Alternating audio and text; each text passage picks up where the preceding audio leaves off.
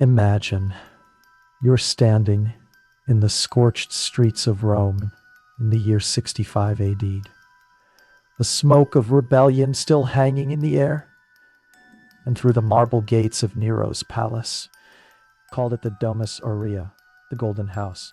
But within its gilded halls, there was no laughter, no joy, only the echo of power corrupted and grief twisted into delusion.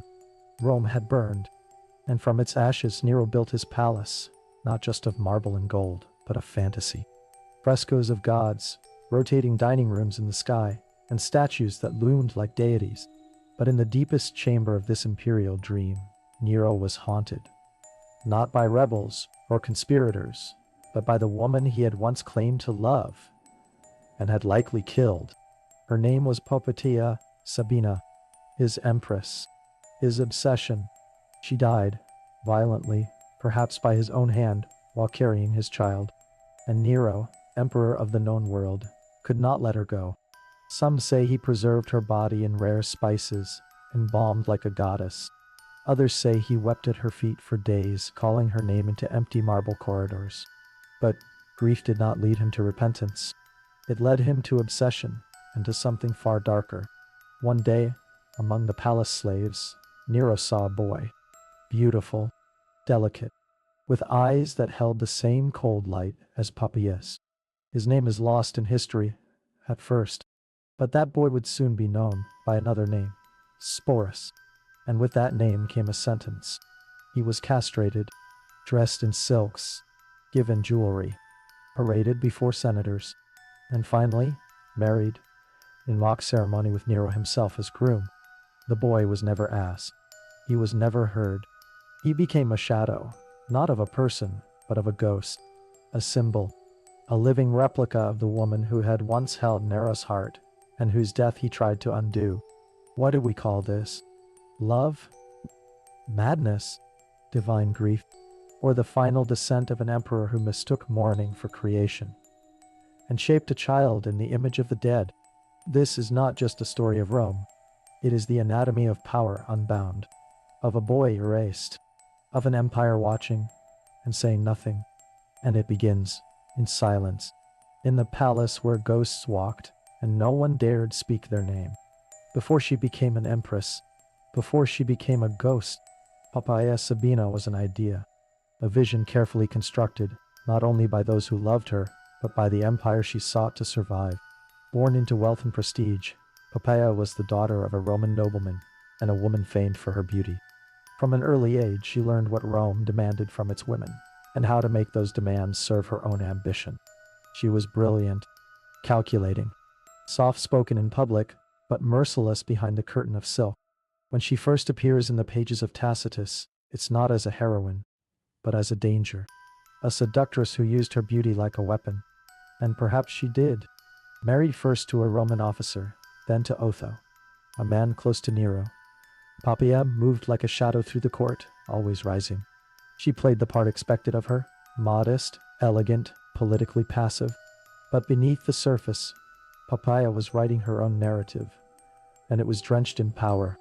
When she became Nero's mistress, the empire gasped. He was married. She was married. But Poppaea had no intention of remaining in the margins.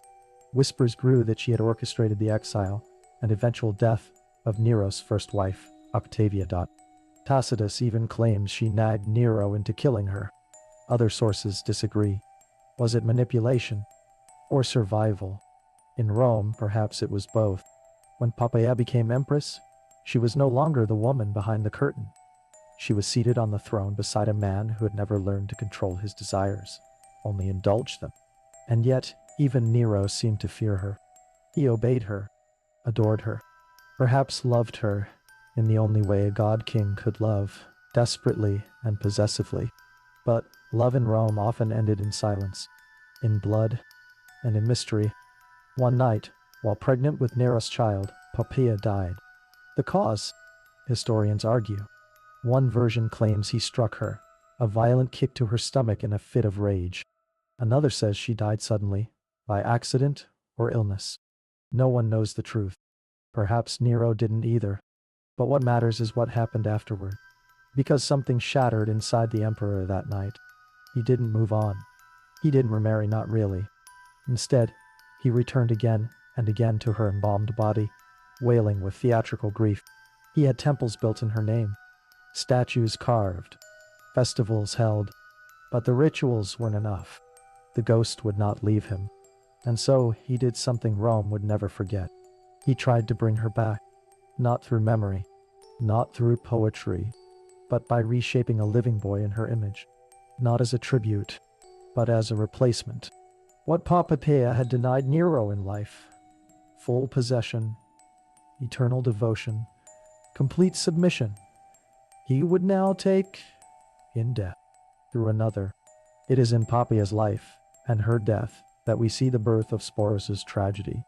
Because Sporus was not chosen for who he was, but for whom he reminded the emperor of. And that was enough to destroy him. Absolutely. In the annals of ancient horror, few stories feel as deeply personal and as psychologically ruptured as this one. A boy, a corpse, a crown of grief, twisted into ritual. Sporus was no more than a youth, a slave, a minor figure in the imperial palace. His name, if it even was his, meant nothing to history, until Nero looked at him and saw someone else. The boy resembled her. The shape of the jaw, wadi, the way his eyes lowered, the softness of his cheeks. Nero saw Poppaea in his face, or at least the echo of her. And echoes can be dangerous things in the hands of men who believe themselves gods. Nero gave the order. The boy was to be castrated. There was no appeal, no explanation, only silence. And then, silk. He was draped in the empress's robes, taught to walk as she did, rouged and perfumed, given Poppaea's jewelry. Her name, whispered into the imperial halls like a ghost wearing skin. Nero renamed him Sabina. He held a public wedding with imperial officials present. Nero played the groom, Sporus the bride. The ceremony was not a secret, it was a performance, a statement, a proclamation that Poppaea had returned. Not in spirit, but in body. The court watched in fear and paralysis. Senators, generals, slaves, all knew better than to challenge a man who believed he could defeat death by reshaping flesh. Those who protested disappeared. Those who obeyed were rewarded. And the boy in silks, he became a living myth, a contradiction, a symbol. The marriage was not symbolic in name alone. Sporus was treated as an empress. He appeared alongside Nero in public parades, at court banquets, in temple dedications, always silent, always dressed in ornate gowns, always presented as the woman Poppaea had been. And yet, Sporus was not Poppaea. He was not a woman. He was not a wife. He was a vessel, a walking altar to Nero's guilt, madness, and obsession. Was it love? Some historians have asked. Was Nero truly grieving? Was this an act of madness born of remorse? Or was it something darker, a desire to unmake death itself by remaking the body? Psychologically, the act defies neat classification. It sits at the intersection of narcissism, power, loss, and control. Nero did not merely mourn Poppaea. He did not simply desire her return. He sought to undo her death by violating the boundary between life and memory. And Sporus, a child with no voice in the matter, bore the consequences. The people of Rome whispered, but did not rebel. They mocked behind closed doors, but bowed in public. Because by then, Nero was not simply an emperor. He was a god performer, draped in delusion, shielded by terror. When he walked the streets holding Sporus' hand, calling him, "My Sabina," the city trembled. Because if the most powerful man in the world could do this to a boy, what might he do to anyone else? Cassius Dio wrote that some citizens were disgusted, others pitying, but no one acted, because in Nero's Rome, power rewrote truth, madness redefined mourning, and identity, like marble, could be carved into whatever the emperor needed it to be. The ceremony was not the end. It was the beginning. From that day forward, Sporus was no longer himself, if he ever had been. He had become a mirror, an echo, a shrine. And the worst part? He lived. Absolutely. The records offer almost nothing. No birth date, no family, no words left behind. Only a name, or rather, a name given to him, and a role he never chose. In the eyes of Rome, Sporus was not a boy. He was a shadow. From the moment Nero took him, Sporus ceased to exist as himself. He became a reflection of the dead, and that reflection followed him, day after day, year after year, through marble halls and whispered banquets. He sat beside Nero during public ceremonies, his hair curled, his robes perfumed, his eyes cast downward like a proper Roman matron. They called him Sabina, as though invoking the dead might make her live again, and they dared not say otherwise, because challenging the illusion meant challenging the emperor, and Rome no longer had space for that kind of truth.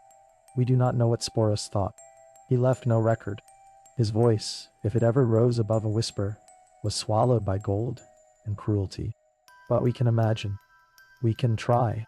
What did it mean to wear the clothes of the dead? To be paraded through the city not as yourself, but as a ghost someone else refused to bury? Did he hope for freedom? Did he believe, even for a moment, that being loved by the emperor meant protection? Or did he learn quickly that love, in Nero's world, was just another kind of control? Some accounts describe Sporus being publicly addressed as Empress. He was seated at Nero's side during feasts, touched, paraded, displayed, never heard. He was summoned not to speak, but to be seen, a symbol of the emperor's power over death, over gender, over the body itself. And when Nero grew restless, when his moods darkened and his paranoia grew, Sporus had no sanctuary. He was a prisoner in silk, a hostage in perfume. But his story did not end with Nero. When the empire finally cracked, when rebellions stirred and the legions turned their backs, Nero did not run alone.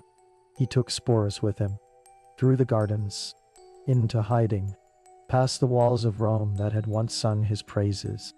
According to ancient sources, Sporus was by his side when Nero chose to die. Some say he helped prepare the site. Others claim he stood silently, dressed in mourning, as the last Julio Claudian breathed his final words. And then, silence. But Sporus lived. And what kind of life could that have been? He passed from hand to hand, not as a person, but as a possession. The Praetorian Guard took him in. Then Otho, Nero's brief successor and once Poppaea's own husband, claimed him as consort. Again, the lines blurred. The dead woman's body, reborn in a boy, now tied to the man who had once shared her bed. Was it madness? Was it mockery? Or was Sporus, by now, so consumed by his imposed identity that he simply existed, a ghost drifting through the ruins of someone else's obsession? In the end, we are told, Sporus died by suicide. Some accounts say it was to escape a final indignity, being paraded in a theatrical farce mocking his own tragic wedding to Nero. Others suggest he had simply reached the end of his silence. There are no monuments for Sporus, no letters, no eulogies. He remains to this day a footnote, a name in the margins of Nero's decline. But that is the cruelty of empire. It erases the victims and remembers the monsters. Rome was burning, not with fire, not this time, but with betrayal, with the slow, inevitable collapse of a man who had crowned himself both emperor and artist, god and lover. Nero's empire was unraveling and no performance could stop it. The cracks had been forming for years. The executions, the exiles, the rumors of incest and spectacle. But in 65 CE, they tore wide open with the Pisanian conspiracy. A plot to assassinate Nero, restore the Senate, and end the madness. The plan failed, but the aftermath was worse than the attempt. Nero descended into purges. Philosophers were forced to slit their wrists in bathtubs. Senators vanished. Friends turned to corpses. And always by his side, silent, perfumed, and dressed in the garments of a dead woman, was Sporus. Even now, Nero could not let go of the illusion. As the empire buckled, he still addressed Sporus as Sabina, still paraded him like a symbol of eternal love, still believed, perhaps truly, that his private resurrection could shield him from judgment. But Rome was no longer listening. The provinces rebelled. The generals mutinied. The Praetorian Guard, once his sword and shield, now sought a new master. The Senate declared him an enemy of the state, a title once reserved for traitors and tyrants. And Nero ran died him, not like an emperor, not like a warrior, but like a frightened boy wrapped in the robes of delusion. Through the streets of Rome into the countryside with only a handful of loyal freedmen. And Sporus, what passed between them during those final hours, we do not know. There are no surviving letters, no final testimonies, only the silence and the scattered recollections of chroniclers who were never there. Did Sporus comfort him? Did he mourn? Or did he simply obey, as he always had, waiting for the inevitable? In a villa outside the city, Nero paced. He had asked a servant to dig his grave. He held a dagger but could not use it. His hands trembled. His voice, once thunderous in theaters, now cracked with fear. At last, as soldiers approached to arrest him, Nero ordered a freedman to help him take his own life. And according to some sources, Sporus watched it all. He may have dressed in mourning, just as he had been ordered to after Poppaea's death. He may have held the emperor's head as he bled, or perhaps he turned away. Nero's final words, spoken through panic and vanity, were, "Qualis artifex perio." What an artist dies in me. There was no mention of Rome, no apology, no final confession, just the lament of a man who saw himself not as a tyrant, but as a misunderstood genius, brought down by lesser minds. And with that, the Julio-Claudian line ended. The dynasty that began with Augustus, cloaked in reform, legacy, and divine right. But Nero's death did not free Sporus. He remained what he had always been, a figure caught between roles, identities, and masters. Soon Otho, who had once been Poppaea's husband and who now seized the throne, claimed Sporus for himself. Some say it was a political move. Others believe it was symbolic, a way of possessing Nero's most twisted creation. And so the boy once sculpted into the image of a dead woman became a mirror once more, now reflecting the new emperor's control. But history had one more cruelty in store. Sometime later, a plan was made to reenact Nero's wedding to Sporus as a mockery, a public humiliation, a grotesque farce in the theater. Rather than endure it, Sporus took his own life. His death, like his life, passed quietly. No tributes, no scandal, no justice, only silence. And yet, in that silence, something remains. A whisper of a boy forced into silk. A name not his own, whispered down the marble corridors of madness. A shadow cast by love twisted into domination. And the question that lingers, when an emperor loves a ghost more than a person, who truly dies? Rome had moved on. Nero was dead. The empire was in chaos. And Sporus, once the living echo of an emperor's obsession, was still alive. But what does survival mean when you were sculpted to be someone else? When your face is no longer yours, when your name was never your own, and when the man who controlled your identity is gone, yet still lives in the way the world sees you. Sporus did not vanish after Nero. He remained in Rome, drifting like a ghost through the embers of a ruined dynasty. He had no title, no freedom, no past that belonged solely to him. What he did have was value, not as a person, but as a symbol, a curiosity, a trophy. And so, predictably, he was taken, claimed by one of Nero's brief successors, the Emperor Otho. Otho, who had once married Poppaea Sabina before Nero stole her. Otho, who now ruled in Nero's shadow for only 3 turbulent months. Otho, who understood the brutal theater of Roman politics. Taking Sporus was not about affection. It was about optics, about inheritance, about stepping into the skin of the dead. And once again, Sporus was not asked who he wanted to be. He was draped in silk, paraded in court, addressed by the name of a woman long gone. Poppaea, some still whispered, as if Nero's ghost had climbed into the boy's body and refused to leave. He was no longer a person. He was a living canvas upon which emperors painted their grief, their power, their madness. What did Sporus feel? The records do not say, but silence can speak louder than words. He did not resist. He did not protest. He endured, even as Otho fell, and Galba rose. And Vitellius claimed the throne after that. Emperors came and went. None offered Sporus freedom. None gave him a name that was truly his. He passed from one court to another, an imperial shadow carried through the corridors of power. And then, the final humiliation.